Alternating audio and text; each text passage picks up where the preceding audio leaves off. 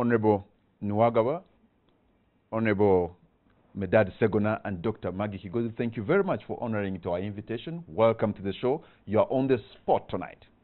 Thank you. Before we even go into the national dialogue, there has been a disaster in our country. I think we just need to shed a light or maybe have a discussion on what happened in the Bududa. The information we are getting is that a river burst its banks in the Bududa today at about 2 p.m.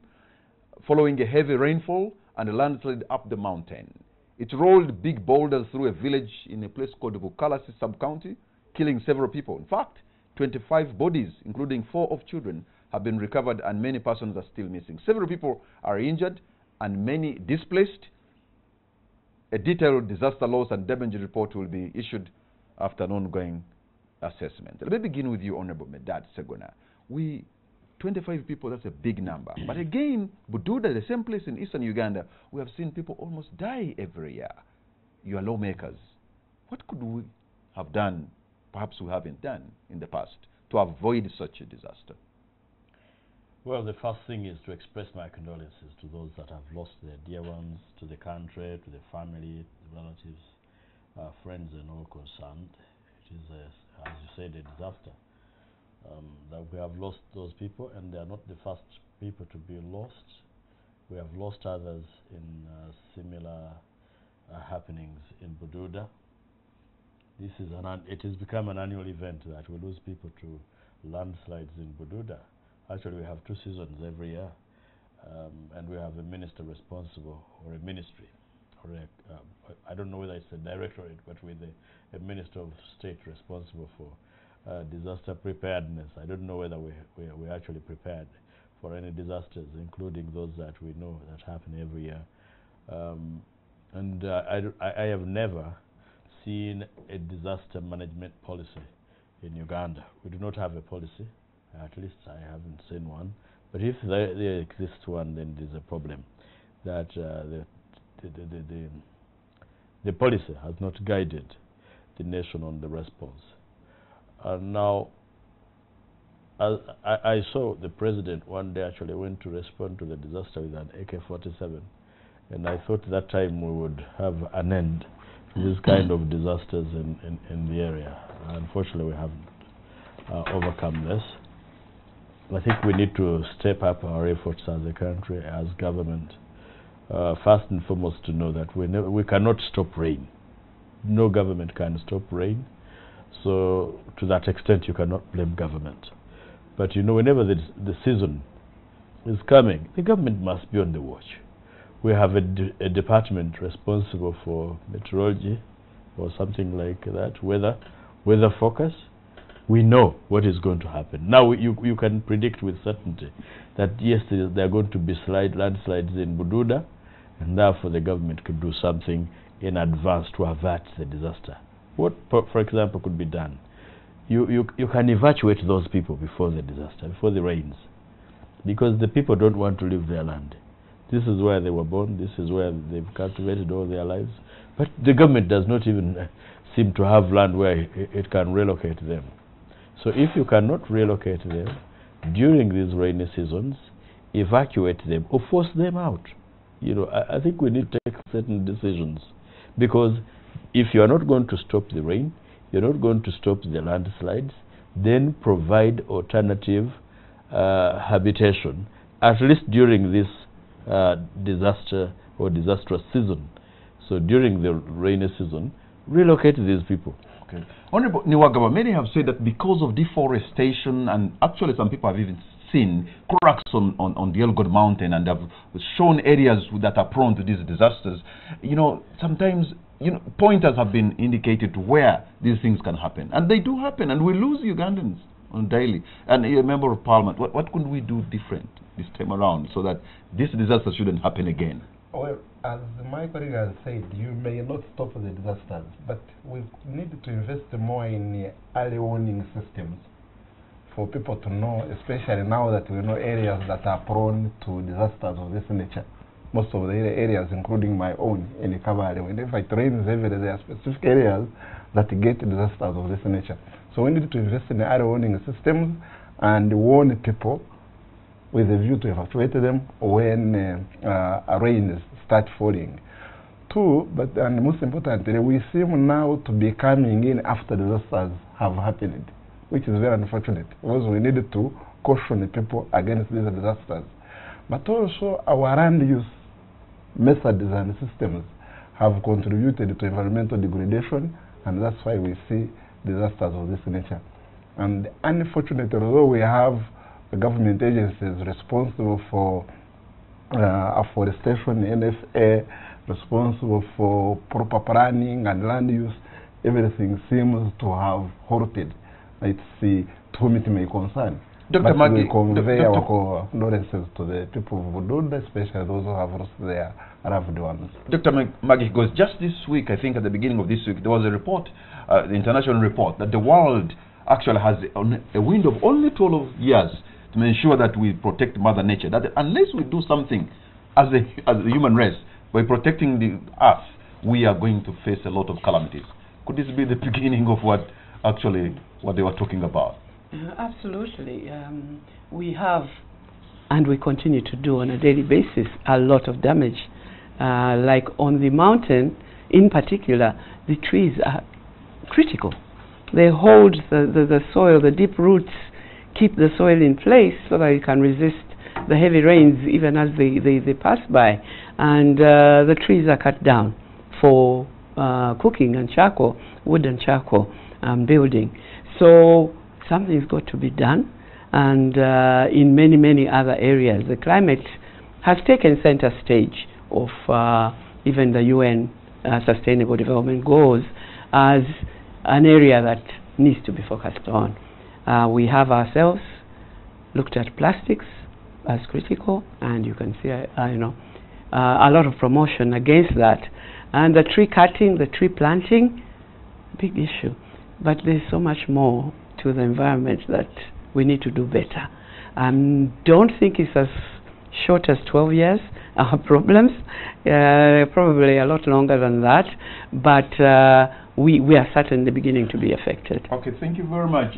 On the sport program sends, of course, condolences to the people of Bududa, those who have lost their loved ones, and we hope the search and rescue team will be doing their work throughout the night and tomorrow, and maybe help those who could be trapped or recover the bodies of those who have died so that they can get some decent burial. But we hope maybe moving forward, government and the people who lead will do something to stop or avert such a catastrophe. Allow me now so that we can focus. Maybe before, yes. We need to point out, just as Parliament, we have a law, the National Tree Planting Act. But I have never seen a national tree planting policy in this country. So if you're talking about cutting down of trees where there's no planting of trees, I think it's a weak government machinery. As Honorable Nawagaba said, we even have the NFA. Part of its mandate would be tree planting. The local governments are also not doing enough in terms of guiding people on how to plant trees. But when you talk about even planting trees, in fact, you provoke me to get into it the more, because if you shed a light on everybody's home now, whoever has managed to have lunch or even dinner tonight, that dinner must have been cooked either using charcoal or wood. And that kind of method is not sustainable. In fact, as a people of Uganda, we are in a self-destruction mode, because if you ask for whoever has been able to survive, who have survived on charcoal and wood, how many trees have we planted as people? So unless there's alternative means of energy, of cooking especially, then we can't go anywhere. Even the dams we're building at one moment are dependent on forest cover. They will dry. I agree. Absolutely. So allow me to change the gear, because we wanted to look at the issue of proposed national dialogue. And Dr. Maggie Higozi, you come from the Elders Forum. Yes. And let me look for a disaster, let me begin from the angle of disasters now. Right. Because there was, I should say, a man-made disaster in the Rwenzori. I'm talking about over 100 people killed in Mumbere's palace in Kasese some years back, maybe 2 years ago. And that in itself, in fact, today our reporters were in Kasese. Talk to a young girl and a young boy who lost their father, and now she's being chased out of the house because she's been paying only 30,000. She cannot get it. We also spoke to a lady who lost a police husband, who was a police officer, She has 8 children. She's stuck. And of course, there are many others who haven't reached. But that is a disaster that happened. When you are going to have a national dialogue, are we going to see the Elders Forum, the national dialogue, look into the issues like those, like the death in Kasese, so that the people of Uganda can say, never again? Yes. Absolutely. That is one of the areas that we will be looking at, one of the thematic areas, to look at those issues that still affect Ugandans, maybe from the past, like the Kasese one. It's been ongoing. Apa, Teso, we're beginning to see a lot of problems there. We had some problems here when our Kabaka was not allowed to cross to Kayunga. You know, so there are that type of problems that have been simmering underground, and we would like to put them on the table and have our people discuss them. And yes, we are not the ones finding the solutions. The national dialogue, we are putting it together, we are organizing it so that the voices of Ugandans will be heard. Dr. Maggie Shigozi, in every pocket of Uganda, I should say, there's a festering wound of sorts. You're a medical doctor. Yes. Do you really want to tinker with these wounds, and yet perhaps we don't even have the medicine for them? Only if the people want to tinker with them. If they want to talk about them, it sometimes is a healing process. Talk about them and advise on solutions. Some are still, I mean, that is not the one you just gave, the Kasese one. It's a today problem. It's not that it may have started ages ago. It needs to be addressed today. So it's not tinkering with those that have are quiet at the moment, but even those that are still festering. They need to be discussed. And when you propose a national dialogue, then we're like, perhaps, have you lost trust in the institutions that we have? Because why? Who is going to be in that national dialogue? Why bypass elected people like members of parliament like these ones to be the ones, because we have entrusted them to deliberate for us on important issues. Yes. So why you think they haven't done their job? Can they do their job? Because that's their job, Dr. Maggie. It is their job, and but it is not only their job. It is bigger than them. The political leadership is just one track. We are looking at so many other issues. The national values, those are the values of you and me, of everyone in the country. Do they know them? Do they listen to them? Do they want to have them implemented? The parenting, is that history? We used to look after our children. The whole village used to look after our children. Now even the parents are leaving it to the teacher. So starting with values as one of the thematic areas, we are looking at every Ugandan. And it's different from each area. It's difficult to plan as a nation and say, something like private sector-led economy for the whole country. It will not work in certain instances, and you need to be able to differentiate. So if you give those people a voice, apart from their member of parliament, who's one out of, 400 in parliament, I don't know how often they get to have the opportunity to speak about issues. But if we have this dialogue, then the people in that area have been able, we've already, started some time ago. Okay, Honorable Niwagaba, you are a rich legislator. When you ask Ugandans today, you'll find some contradicting narratives. There are those who really think things are bad. But there are those who really think, no, we are buoyant. We are moving pretty well. We are in autopilot, there's nothing to worry about. How do you think the proponents of the national dialogue can bring those contrasting narratives together and be able to agree even to talk? Well, I want first of all to thank the Elders Forum and the Intelligence Council for thinking about a national dialogue.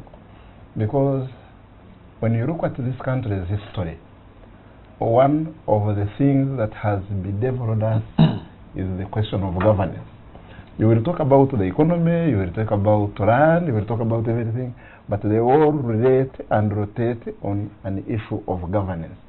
Only when Dr. Maggie talks about values, yes, the values should be embedded in those who govern this country. Now, the only challenge I see, as you've already pointed out, what will be the legal framework of this national dialogue? who will participate in the national dialogue and how will they be chosen or elected? What will be the ultimate agenda? And how will what they will have discussed and agreed upon be enforced by all the participants and Ugandans? Otherwise, it's a noble cause, because as you realize, we are too divided, especially on the political front, to the extent that the recent by-elections, you literally realize two common things: the heavy deployment of the military and the police, as if it's a war zone, and two, either there is a death of a supporter of those opposing the current regime, or an arrest of some of those opposing the current regime. So it becomes like a do or die affair. Okay. So it's important, yes, that we dialogue as citizens, but how are we going to do it to ensure that whatever is Honorable Nwagaba, you're talking about issues of governance. Yes. You expect for you to invite members of the NRM party to come in a dialogue, talk about issues of governance, maybe pointing at their weakness, and that dialogue ends up like they are dialoguing themselves out of power, and they are going to accept that? That is why I was saying who is going to participate and how will the discussions lead to a resolution that is enforceable. Because the biggest challenge I see in our political actors largely is dishonesty by most of the political actors. And to be specific, if you look at the current presidency, the President Museveni, and you talk about a national dialogue that would ordinarily lead to a peaceful transition of power from himself to another, forget about it.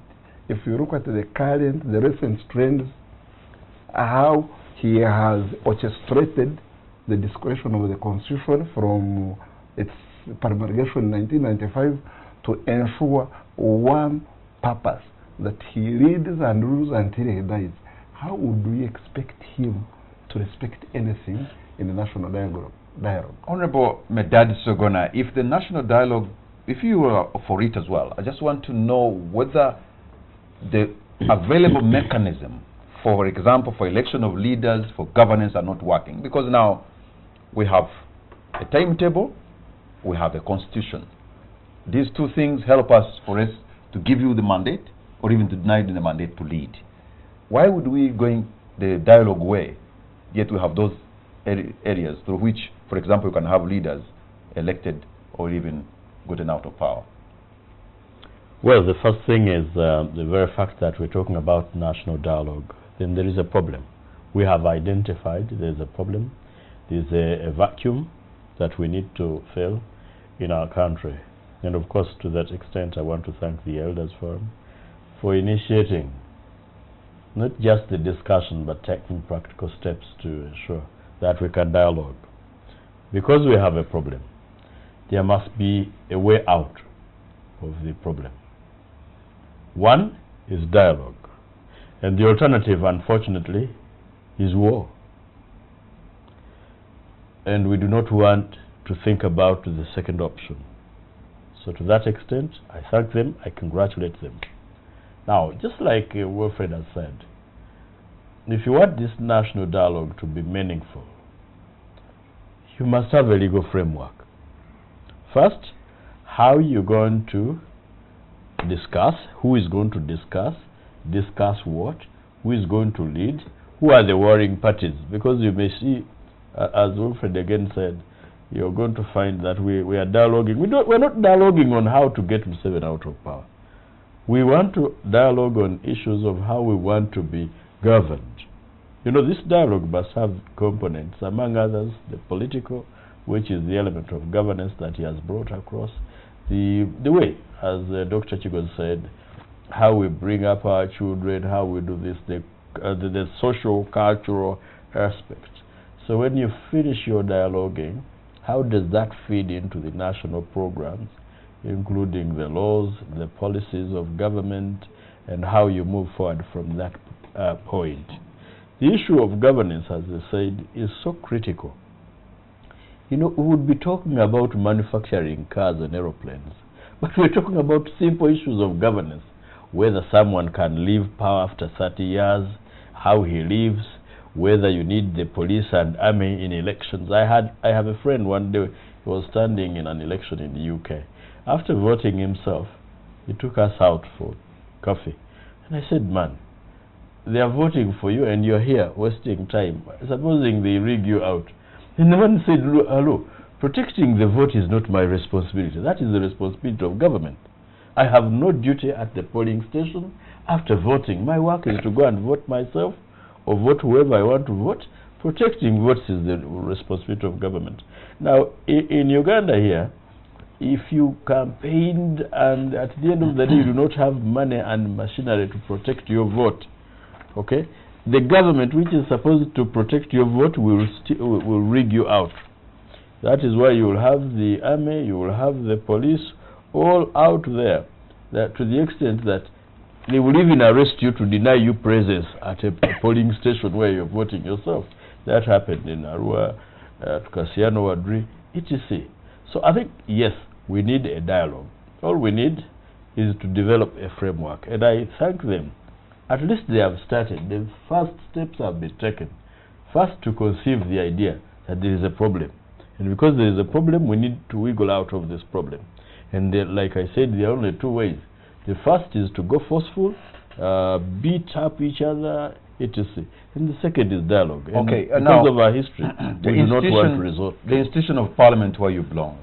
Yes. Can one of you, or maybe government, bring it in a form of maybe of a bill, so that you as a parliament can discuss these issues, because we elected you to make laws and also, you know, do oversight work. So this is really within your mandate, Honorable. Absolutely. So why don't you do it? Now, yes, I agree. First of all, remember that when the idea was conceived, as you said in your opening remarks, there were those who were saying, hello, everything is okay. A government was elected, it is in place, we are running very well. And we are on, what is this thing called, steady progress. We are on steady progress. So anyone who talks about dialoguing, and they're talking about dialoguing us out of power, is simply wasting time. We are not going to be diverted. So at first, you had those voices. Secondly, as a member of parliament, especially who doesn't belong to the ruling party and who is not in government, there are procedures and processes of processing a bill of this nature, which are so rigorous. Thirdly, is once the idea is conceived, it has to sink into the minds of those players you're talking about. And once it sinks, we get the concept, we know the four corners of what you want to achieve, and this, that is when we can talk of a law. Dr. Maggie Kigozi, I have seen a document that was signed, I think, by 7 members of the opposition. Yes. And of course, they are giving 7 areas, hints on what, some kind of conditions. Yes. Without even going through the condition, Dr. Kiza Besigye signed as the people's president. I mean, your proposal seems to be dead on arrival. How? Who is the people's president? On that document he signed. Yes. Did you see it? Yeah, well, I've got it right here. So, what is that? Because this causes fear. We think it's really, really good that they sat down and discussed the national dialogue, which means it is top of their mind, right? The fact that we've been, for many years now, going from doing shuttle diplomacy. We've talked to everybody in that group as individuals. We've talked to every party in that group as parties, and then we've talked to the general public.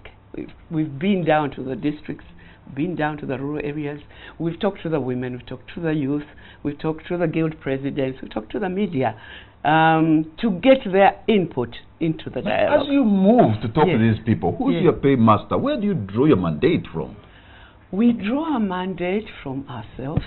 I want to look at myself and my fellow elders as respected elders in an African context.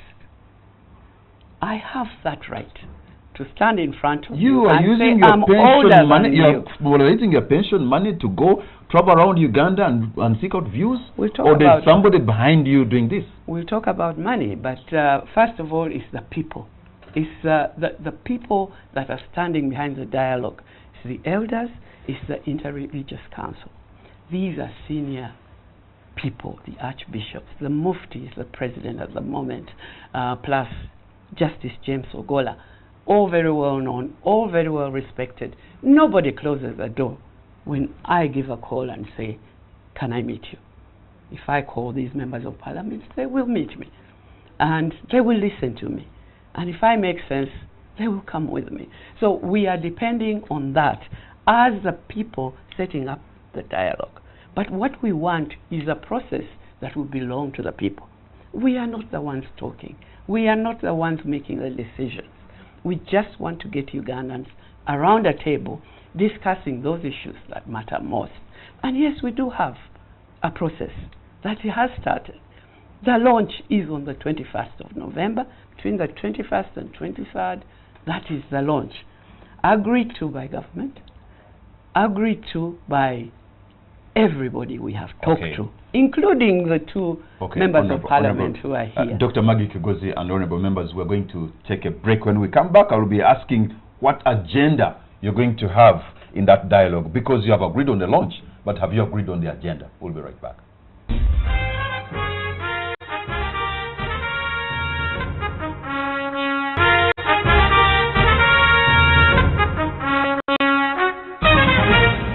Welcome back. You're watching On The Spot. My name is Patrick Amara, and my guest tonight are Dr. Maggie Kigozi from the Elders Forum, and I have lawmakers Honorable Wilfred Nwagaba and Honorable Medad Segona. Let me begin with you in this segment again, Dr. Kigozi, because you say on the 21st you're ready for the launch. Yes. I wonder whether you are ready, whether you have agreed with the people you have seen individually and maybe in groups, have agreed on an agenda.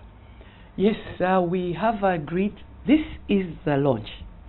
This is not the national dialogue. Okay. This is the launch, the start to the process. So the amount of work we've done gives us an idea of what should be on the agenda. So we do have a document that we are presenting with ideas that have come from all over the country. And we as well have 7 points.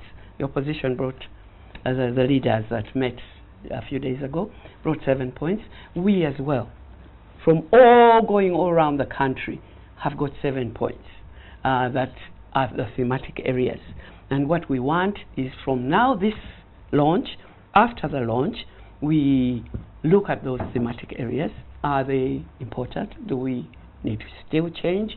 And then, once we've agreed on the process, now the dialogue starts. These thematic areas, we have experts. We already have done research on the 7 thematic areas. And yes, I want to say that the political is one of them, is one of the 7. That's the elephant in the room. That's the elephant in the room, and it's one of 7 very, very important thematic areas. So the number 1 is the values. The values. Number 2 is the economy. The rich are getting richer. The poor are getting poorer. What do we need to change? We've been leaving it to our leaders. We've been leaving it to the Ministry of Finance.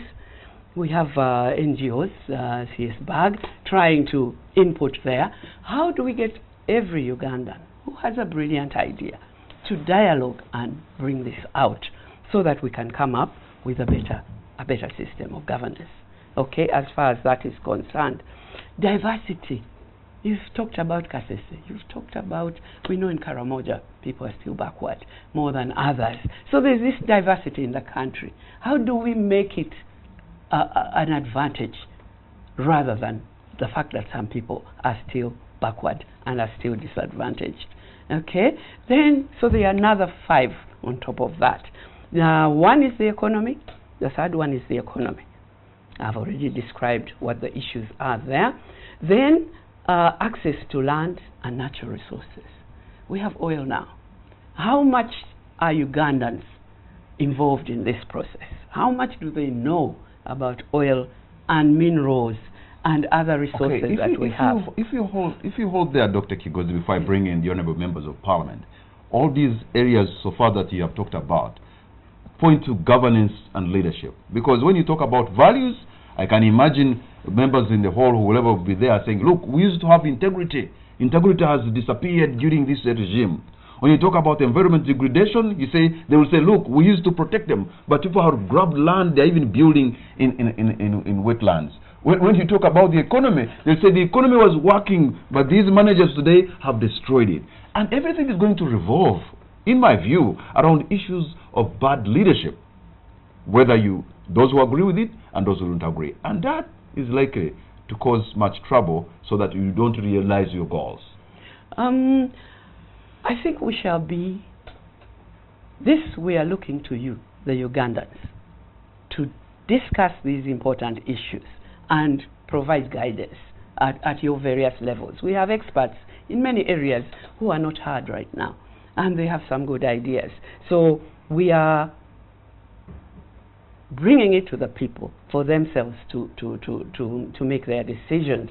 We are looking, so oil, minerals, how can this be handled well? We are land especially, very tricky.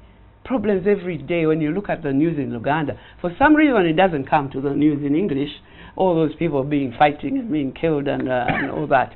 And so that is a critical issue. We have a commission that's running around looking at this, and we are waiting for it to come out with how can we manage land. And it's different. That's where the diversity comes in. Okay. One law on land cannot cover the one that we have, cannot cover land that is customary and land that is different in different areas. Honorable Wilfred Nwagaba, I think those areas are important to discuss, but ultimately, I think it's going to be the role of Parliament to pass the laws or even to enforce them. And when you reach a level of voting, you know what happens. Probably, if you have the numbers, which you, as the opposition, they rarely get, but the NRM, sometimes they have an advantage of accepting in a caucus, and they agree. And in most cases, they could agree to take you in an area that is not really the desired goal of what the dialogue was all about.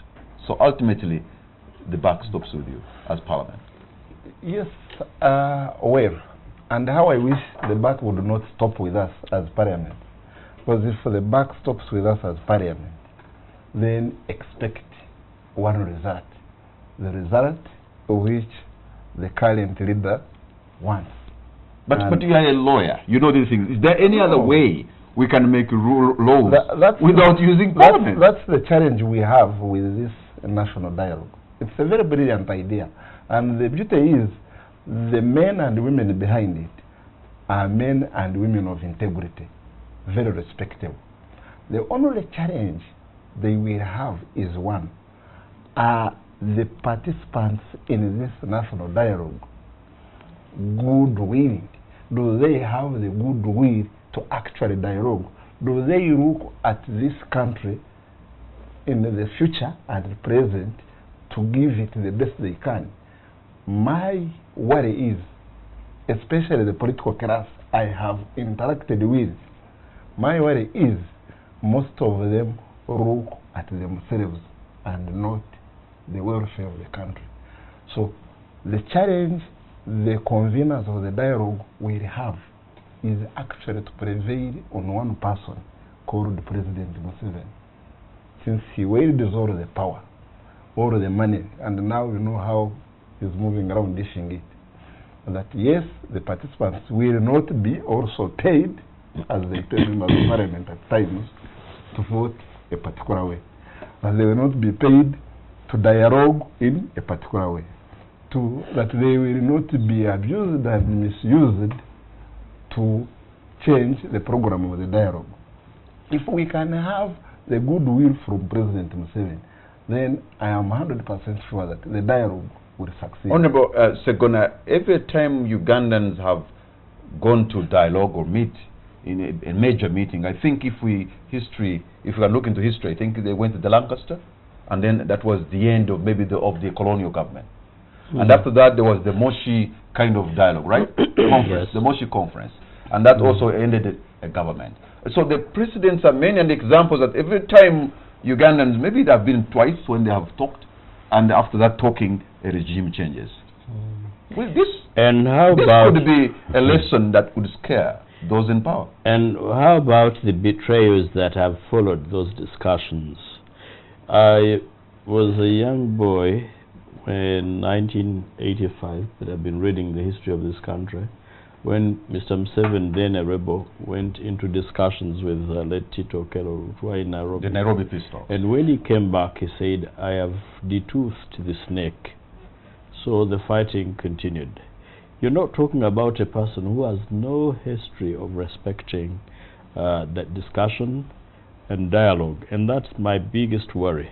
Otherwise, like we said, we agree in principle that we need to dialogue out of the current mess. By the way, we may even have to make certain sacrifices and forget about the cause of the mess. You know, because if you do not forgive, you will not make progress. We just need people who are truthful, who are honest, to say, yes, someone or some people have plunged us into the current crisis, but we need to get out of the crisis. The first thing to be agreed on is to agree on policies and laws that will promote and enhance good governance. You see, if you do not have good governance, you're wasting time. For example, you're talking about access to land. What is the problem with access to land? Land would be a free commodity accessible to all who have their money. They go to Kamara and buy land. But you have a group that will go to state coffers, get money or steal money, buy your land. You have a group that have access to guns, that will use guns and all means of repression to throw you out of your father or grandfather's land. So those are the issues we are talking about. You're talking about natural resources which have been claimed by one individual in the country, saying this is my oil. So if you are to dialogue, you are dialoguing along those lines. Otherwise, to me, some of the issues we are grappling with are very simple, basic issues that we should not even be talking about or discussing. We should be discussing, well, how do we industrialize? But you know, when you're talking about industrialization, then you have a group that think if you are to industrialize, you must get Kintu Kidogo from the investor. You have a group that think, oh yes, I'm the one to donate land. I don't care whether it is Kamara's land. So once you do not sort out as a basic principle the agreement, the notion that let's work for the progress of the country, let's work for the stability of the country. You cannot talk about stability of the country when you have somebody who uses state machinery to cling to power. You cannot talk about progress of the country when you have somebody who uses state resources to cling to power, and you do not see light at the end of the tunnel.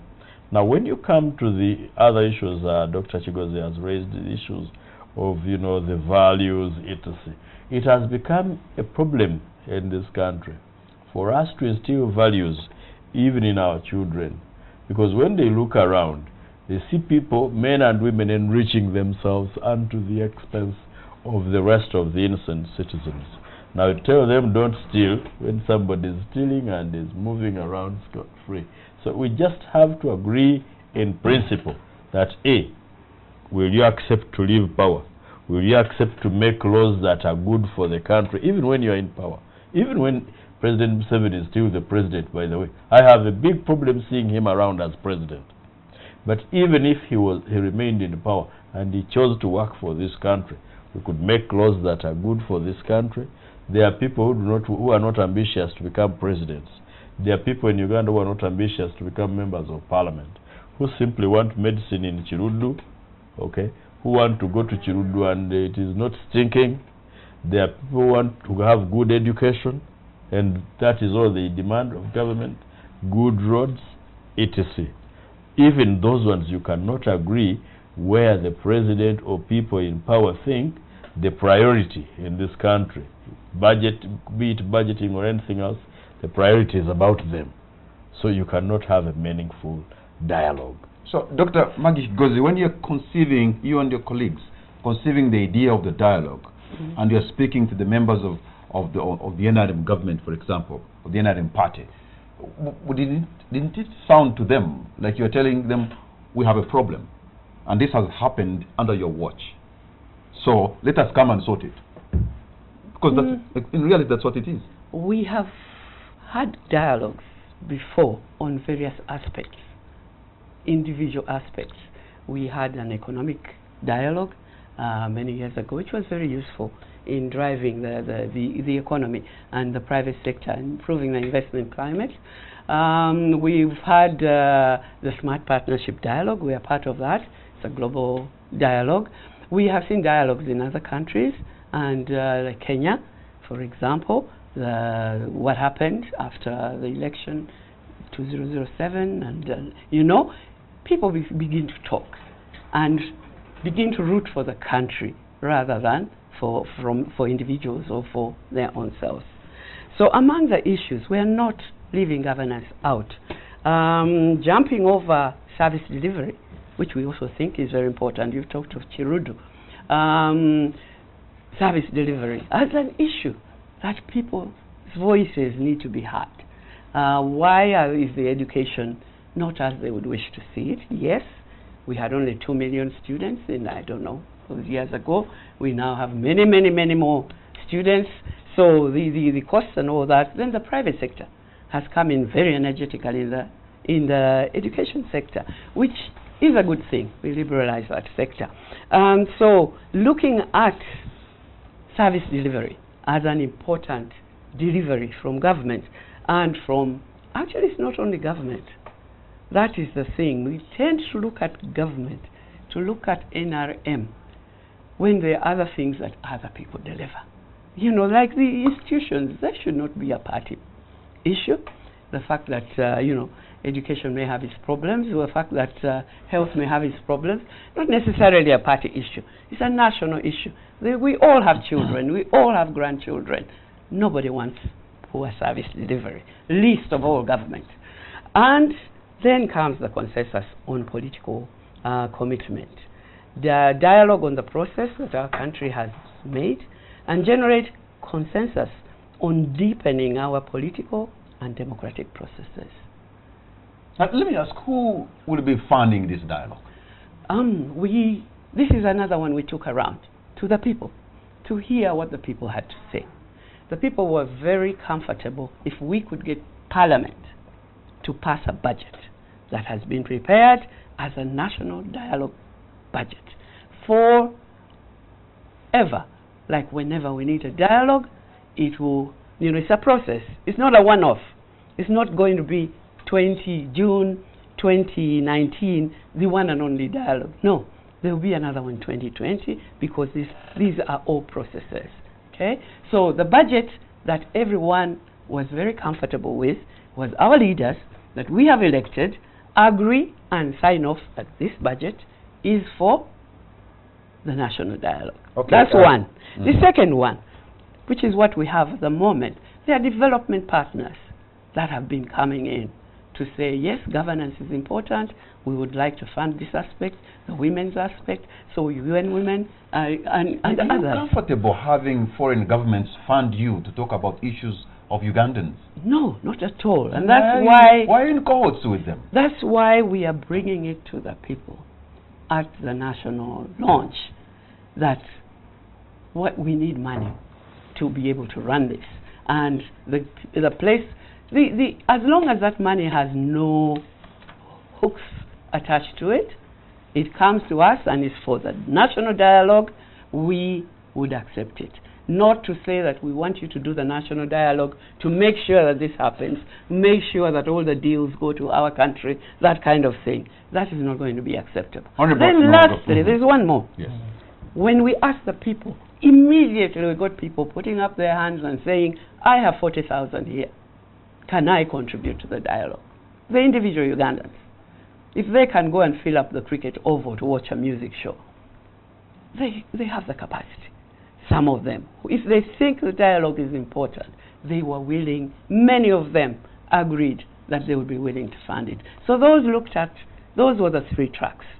Government, and by government, Parliament, because that belongs to all of us.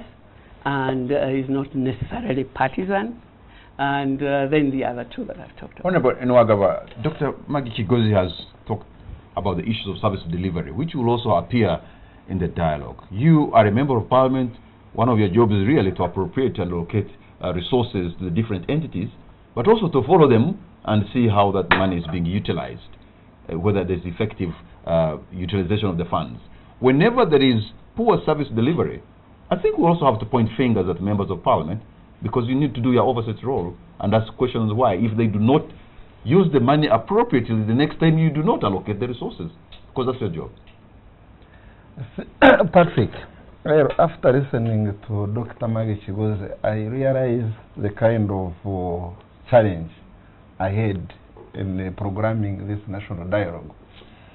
The question of funding the national dialogue by the citizens themselves is ideal through the budgeting process. The only challenge is when you look at the current roles, who will be the accounting officer for that money. Either you fall under some ministry or some commission or existing entity for it to go through. But going back to the issue of service delivery, if you are looking at service delivery, largely you are looking at those public goods for all of us: health, education, roads, water, and the like. Now the challenge with this particular government has been emphasis on political administration as opposed to service delivery. Today I passed in a town. If you saw the number of teachers who had come to lodge their papers for registration with the Teaching Service Commission as teachers, you would shed a tear. But how much money do you allocate to the education sector? I remember one time when I was chased away from NRA was because of insisting on the budget of the Ministry of Education. How much do you allocate for health, roads, water, and the like, as opposed to the costs of public administration? Do we need all of these constituencies? Do we need all of these districts? Do we need all of these villages? And you know, we are now also paying LC1 chairman. Do we need these RDCs?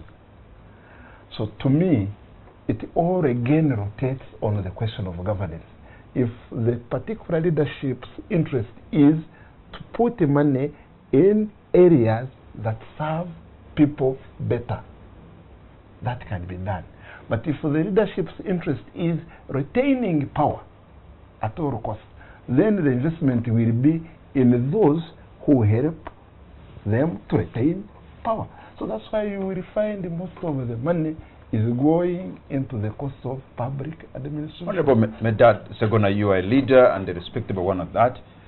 If you were to give advice, how would they constitute the delegates? Who would be in that dialogue? First, I need to be convinced by the proponents, and like I have said, one out of respect, that it's a good idea. But the question, you see, first go to the root. Why would I even need to dialogue over whether I should have service? I wake up every day, I pay my taxes to government to give me a service. Now, that one calls for a national dialogue for a government to give me that service. And simply because somebody out there thinks that it is about himself. Sometimes I hear his children and his grandchildren. 2, Uganda is actually a federation of states. Some people tend to forget that. There are those states that you will see as you're entering parliament, those that came together to form this thing called Uganda. Now that you do not have those statutory stakeholders you're talking about, so you just cast the net to say, well, let us look at the delegates from those places or those states that formed Uganda. You would look at the religious leaders, you would look at the elders, you would look at you know, the different political parties if you wish, or entities. Now, the trouble that is going to come with this is the suspicion that arises that when somebody from NRM looks at somebody from DP, we say, of course, Medad is trying to use this to get power from me. And I know that somebody from NRM is using this process to retain power at all costs. So that is where the trouble is going to come from. You've talked about this foreign funding. You know, I bleed whenever I hear somebody talking about foreign funding. Some time back, when the Honorable Chagulanyi was brutalized, and we had a statement from the European Parliament, the reaction of the state through the spokesperson of Honorable was, to hell with your money, we shall go to China. That you're talking about an independent state saying, well, if you do not give me money, I'll go and beg from China. Someone is not talking about, they're no longer talking about the self-sustaining economy that we were talking about when we were coming from the bush. Now, you have the, I think there should be respect for the law and the outcome. I mean, I need to be convinced that somebody will respect the law and the outcome. Dr. Chigoz talked about when they blocked the Kabaka from going to Mugerere, going to Ruli, how they attacked Singawa, Renzuru, etc. It is not that we do not have a law. It is just that we lack the culture of respecting the law, respecting policy, respecting each other. Who accounts just today, as they were arresting, or they arrested Honorable Zake from Entebbe. They had the man in the car, he was in their convoy, they were in charge of everything. An innocent border rider going about his business was just bumped off by a police vehicle driven by a policeman in uniform, you know, carrying policemen in uniform. But impunity. They have no respect for human life, no respect for each other, no respect for policies. He was off the road. Now, that is the group you're telling me. They are honest enough, and we have not heard of any action taken by the government. Then you tell me, we had something, inter-party dialogue, iPod. We had iPod bringing together different political parties to discuss the same things. I mean, it was killed because those in power were saying, no, that one. So these loose structures and entities or institutions which will not have, whose results will not have a binding effect on government. I think, yes, it is good to try our mothers, our fathers, our grandparents. You can try, but I can assure you, you're trying with the wrong person. And when you succeed, I will slaughter a goat for you, because I believe in the process. What I have seen here, there are two things I've seen. These two gentlemen, members of parliament, are saying this is an honorable idea. They welcome the idea. But if you consider what the Honorable Medad has just said, go ahead, Dr. Magi Kigozi, it's doomed at the end of the day. This seems to be the narrative for those who do not probably generally have the kind of fear, concern. Yes. I can understand that. But I think we need to look at this also more in the long term. It's not an issue of a national dialogue only for today.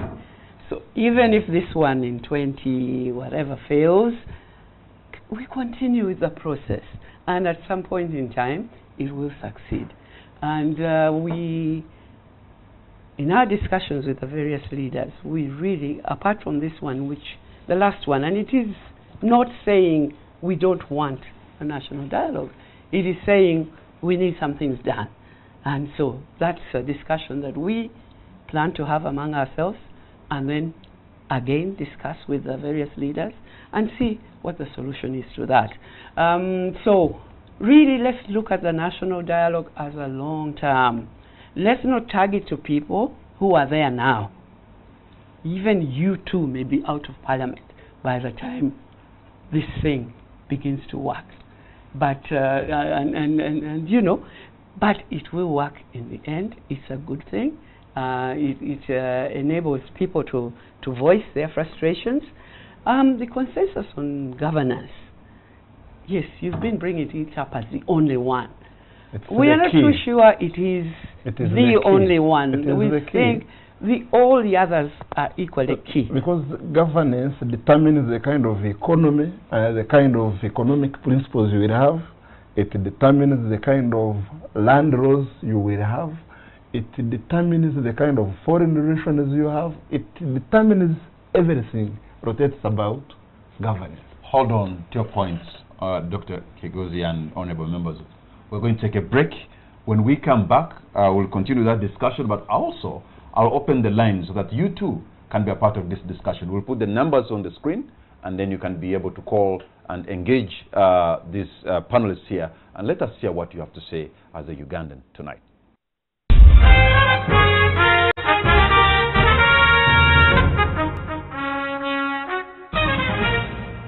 Welcome back. You're watching The Sport. My name is Patrick Amara. My guest tonight are Honorable Medad Segona, Honorable Wilfred Nwagaba, and Dr. Maggie Kigozi, and we're discussing about the proposed national dialogue.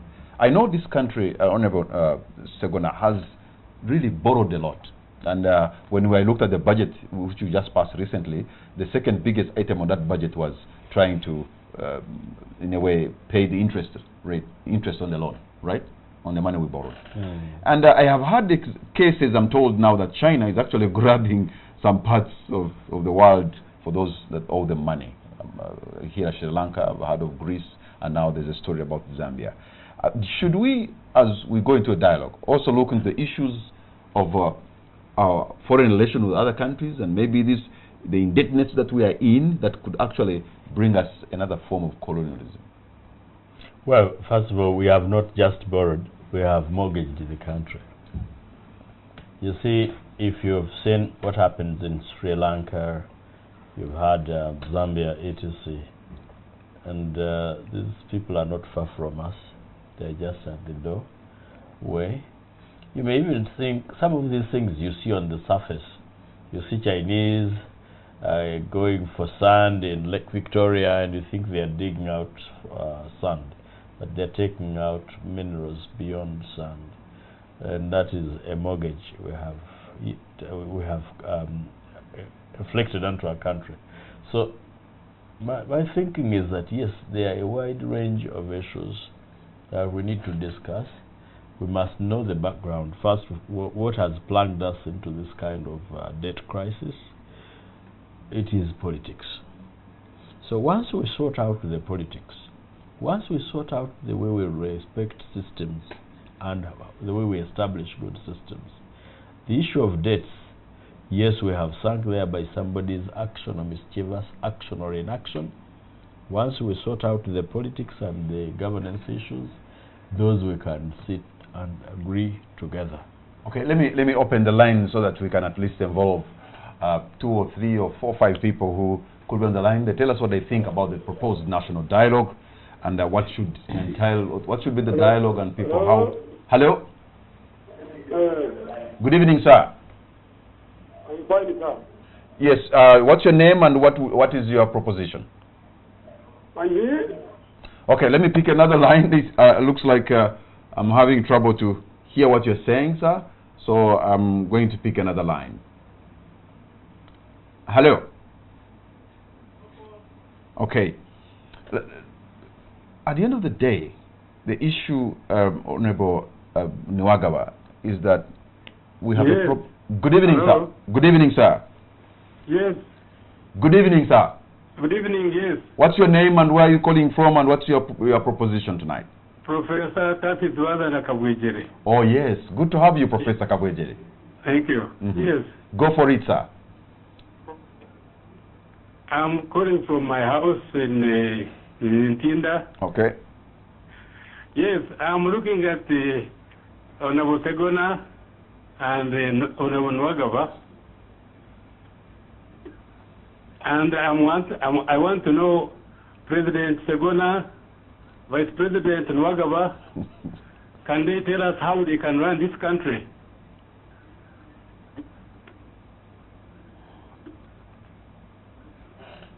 That's all, sir? Okay. Yes, because the way they talk, they know it all, so let them help us and lead this country. Professor Tarsis Kabwejere, thank you very much. They will respond to your question. Right. You imagined they are already president and one of them is vice president. Actually, he wishes that we are. But if they reach there, then they have to reach there with the mandate of the people. So they must have a certain kind of program that they can take them there. But anyway, they will respond. Let me take another caller line, and then we get more people. Hello. Okay. Yeah, just imagine you have finished the polling and with the support. Professor Tarsis Kabwejere saying, how would it be like running again? With the or support, you could even run it down. With the support and vote of the Honorable Professor Tarsis Kabwejere, he asked how I would run this country. I would run it different from the way you have run it. From the way you have plunged it into the chaos that we are grappling with. I would stop the corruption. I would respect the law. I would stop battering Ugandans. I would not borrow the way you are borrowing. I would stop being self-centered, and I would focus on respect and love for this country. Thank you. As the Vice President, I would support the President and ensure that institutions work for the people. Okay, probably I get one more callers or two so that my guest can make some concluding remarks on the show tonight. But at least one thing that is takeaway that they agree with Dr. Maggie Kigozi and the proponents of the national dialogue. That's an important thing. It's the mechanism and maybe the implementing of it that is going to be a challenge. Because Dr. Maggie, because we know this country is good at making policies, making laws, and proposing so many good things. But we are terrible when it comes to implementation. Sometimes maybe we choose not to implement, or sometimes we just wobbly because we're not serious. I think there are also other issues. We do not, government does not communicate very well, because when you go out there, you will hear a lot of successes. This is a country that has done well in this area, that area, that area. HIV/AIDS was our first big one. Now, other diseases have gone, so there are areas where, even where the government doesn't very well, the communication is extremely poor, and therefore, the view that the honourables here are sharing is because people are not informed about where they are okay. successful. Our time is out. This is what we're going to do, beginning with you, Honourable Medad Segona. Your concluding remark on the show tonight. Well, I can only say that you would rather try and fail than failing to try. So for the elders, perhaps who are not seen to be partisanly interested in what we are doing and what we're going through, it was a good idea to start or to think about dialogue. Two, they identified that we have a problem. We have been plunged into this kind of chaos that we are going through. So it's a good idea. They need our support. Probably we can offer the same, notwithstanding our reservations about the kind of person we are dealing with. I have liked the statement by Honorable Dr. Maggie Kigozi that this is a long-term project. It's not a project that is pegged on to one person, Uncle Joel, but to establish a culture. Uncle Jaja. Well, Jaja Joel, now that you corrected us. Jaja Joel, and well, it's a culture that we must establish as a country, that we can dialogue whenever we have issues. Probably if it had started 10 or 15 years ago, maybe he would be a changed man. We would not be dealing with the same kind of person we're dealing with. Maybe he would have gone. Maybe they would not be battering people on the streets. I think the parents, the elders, are right to be concerned about the mismanagement of our country. And of course, finally, we have a duty as leaders to preach dialogue, to preach reconciliation, and for the benefit, I want to thank Professor Kabwejere for the support he has given me to become president, and very soon you will see. I pray that he lives to see a changed Uganda under President Segona. Thank you. Thank you very much. Your parting shot. I want to thank the Elders Forum and the Interreligious Council for the initiative. At least I know some of the members of the Elders Forum, like Justice James Ogola, Dr. Magich was here, and others, men and women of high reputation with integrity. And what we can only promise as citizens and as members of parliament is to support the cause for national dialogue, where they would need our support in terms of legislation or participation or financial contribution. We are ready and willing to do so. Our only hope and prayer is that the key player in the entire process becomes honest to himself and to Ugandans and gives this dialogue a chance, and whatever is resolved in the national dialogue is presented. Dr. Maggie Kigozi, your concluding remark. Yes, thank you very much. I'm glad the two honorable members of parliament here are convinced, are supportive, as actually everyone we have talked to in the whole country has been supportive. They think it's a good idea. We think it's a very good idea, and we think we can get results. Where it's worked in other countries, we've looked at that, and it has really worked in some countries. So it is long term. Let's not limit our mind to one person, as the discussion here has been very much about one person, but about the future of our nation, for our Basukuru. Dr. Maggie Kigozi, thank you very much. Honorable Wilfred Nwagaba, thank you. And Honorable Medad Segona, thank you very much. And all of you have been a part of this. I think it's a good idea for Ugandans to dialogue today, tomorrow, and forever, because it's a better option than any other. Probably that's the only option that can propel us further. So if this can continue, it's a good thing. Good night, and God bless Uganda.